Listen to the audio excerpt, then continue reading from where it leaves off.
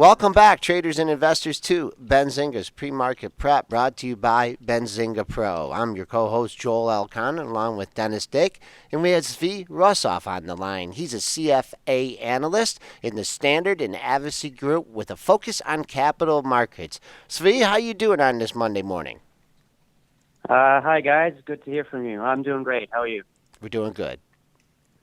So Svi, you've got this new paper that you just wrote with the CFA Institute on market liquidity. Tell us a little bit about this new paper that you have. Yeah, that's right. So the ambition with the paper was really to try and see whether this perception that markets are fragile is true or not. So we're thinking how could you do this? And luckily we have you related to CFA, and you suggested that liquidity homogenization could be a problem. And this is the idea that, we only have one type of liquidity provider on modern markets. So, we pushed this idea further, how do you measure something like this? And we came up with this quote roll idea, which maybe you could explain a bit better to the listeners. Yeah, so basically we were looking at trying to get ideas of where we could see adverse selection risk in the markets. Adverse selection risk, just to quickly explain, in our context is really looking at it from a limit order perspective. And just saying, if you have a limit order out there, $25, and let's say you're at the top of the bid and the offer's at $25.01, how often is your bid executed? Only when the quote is rolling down through you. So if we want to use a real stock example like a Bank America, for example, this morning we've got Bank America trading at $17.17. So if you put a 17.17 bid to join the bid, how often are you executed? Only when the quote rolls down, meaning the quote now becomes 17.16 to 17.17. Is that a common occurrence, or is that you get executed just basically whenever somebody tries to hit you? So that's what we were trying to study, was that adverse selection risk. Svi, what did your study show in pertaining to adverse selection risk? Yes, so we looked at a few markets, US, UK, and France. I guess you're most interested in the US results, where we found something really interesting and something that you kind of hypothesized would happen, which is that when prices are stable, so when Bank of America is trading with an unchanged price for 5, 10, 15 minutes, the proportion of trades that happen off exchange is double. And then when quotes start to roll, we see that half. So this is consistent with adverse selection being, an issue on lit markets.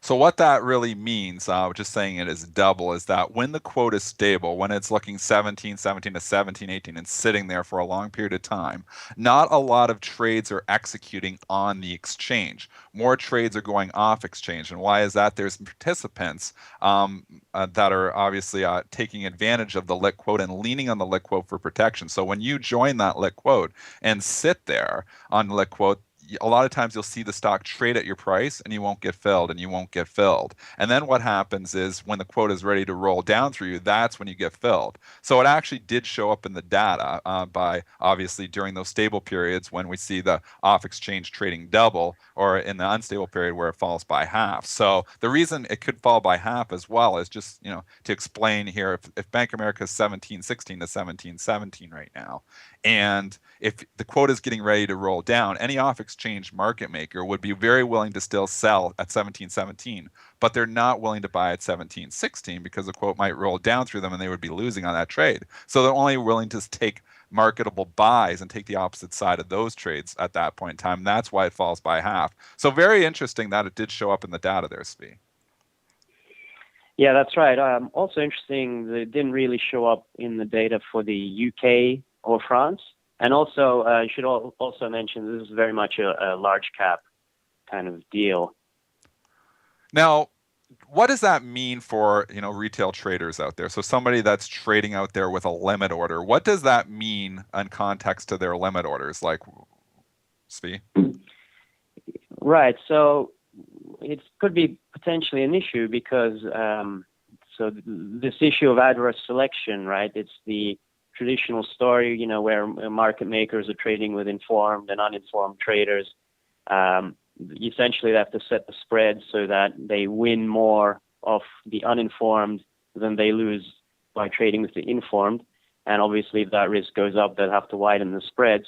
This is the sort of traditional finance story for adverse selection. These days, that's probably changed, where the risk is that you just simply won't get executed at all unless you're on the wrong side. So, you have to question the incentives to even participate in these markets if that's happening. And that's the consideration here. So just to put it in perspective, if you're a limit order trader and you like to trade with a lot of limit orders, a lot of times your limit order could be getting taken advantage of. So what we say to our traders at Bright Trading is on stocks like Bank of America, stocks that are thicker, sometimes it's better to be a liquidity taker as opposed to a liquidity provider in this market, because it does look like limit orders, even looking at the data from your study there, Svi, that limit orders can be taken advantage of in this environment. Now, we're not saying use market orders. We're just saying use more marketable limit orders where you actually are a liquidity taker. So if the stock is 17.17 to 17.18, instead of trying to join the bid and save yourself a penny, it's sometimes better just to lift the offer, because a lot of times what happens is you might miss a good trade trying to save a penny. And obviously, if the stock goes up 10 or 15 cents, that's all big opportunity cost that you're missing. So all we're saying is that the limit orders are sometimes disadvantaged in this market, and it's sometimes better to be a liquidity taker. Just continuing with your study there, you had mentioned something at the beginning of the interview, Svi, about homogeneous liquidity. Can you quickly just explain exactly what homogeneous liquidity is in our context? Sure. Well, I'm sure your listeners have heard of HFT. And, in modern markets, these guys are so efficient at market making that they sort of crowded out a lot of the traditional liquidity providers. And couple that with this issue of adverse selection, sort of scaring people away potentially, the result may be that we only sort of have one type of liquidity provider. And, there's a question as to how resilient that is in the face of some kind of news shock. Most of the time, obviously, these strategies don't overreact, but occasionally, flash crash, August 24, we see these big moves that happen for no reason. And so, homogeneous liquidity provision could be a factor. So yeah, so if you look at the NYSE floor, if you go back, even Joel, you would be able to pipe in on this. Think about, how many market makers, being an old floor trader, were on the floor of the NYSE back in the 90s. You had potentially hundreds of different market makers on an individual basis and on a firm basis down there making markets. Now, if you look at the NYSE floor, there's 6 market makers only down there. So there's only 6 firms making active markets on the NYSE floor, as opposed to hundreds before. So if you only have that few of firms, it doesn't take if a few firms decide to back off their quotes a little bit, you can be left with these like liquidity vacuums where you don't have any orders in the book. And that's exactly what we did see on August 24th when we saw stocks like General Electric fall 20% in a matter of a minute or two, or all of these ETFs. So the real issue might be here is that we just have too many high frequency liquidity providers and nobody else providing liquidity. So it isn't so a matter of that the high frequency trading is bad for the market, but that fact that they might have crowded out a lot of the other traditional liquidity providers, and now we're left reliant on high frequency trading, could be a concern. Do you think we should put maybe affirmative obligations here, Svi, where they make them quote, or do you think there's other potential solutions to this problem? That's a good question. I think that's a question everybody's. That's maybe the $1 million question. I mean, I think it's a sort of ecosystem consideration, right? I mean, you have so much stuff going into this. You have payment for order flow, then you make a taker, you have HFT. If you sort of push on one bit of the string, you're probably not going to get much of a result. But interestingly, you mentioned market making obligations in Europe. The coming but recently delayed MiFID II legislation does have market making obligations, where I think if you're in quoting 2A prices, I think 50% of the trading day on 50% of the trading days in the month, you then have these obligations. But then critics say, well, you could make that 99% of the trading day on 99% of the trading days in a month, and it's only that 1% that really matters. So you kind of end up with nothing anyway.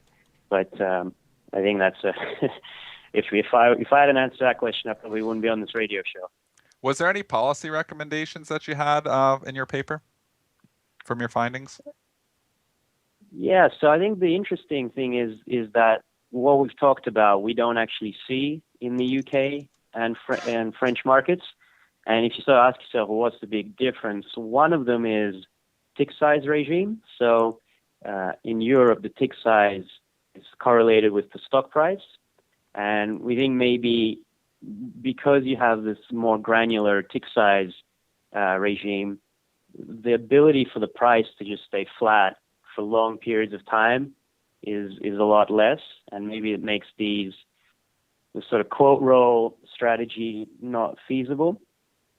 I know the SEC is doing a tick pilot going the other way, increasing the tick size to 5 cents. Is that right?